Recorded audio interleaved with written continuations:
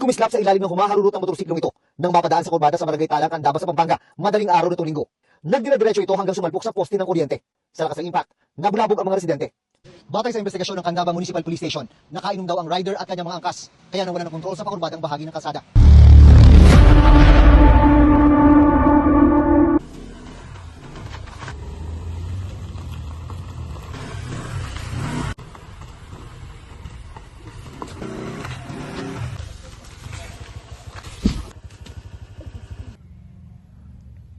Hello sir. Sir, palihog ko gari dire sir. Kaya na-disgrasya sir, isa ka babae, maragubog, mangguro ni. Dire sa kuan, barangay Malalag, puro ken-ken. Palihog ko sir, salamat.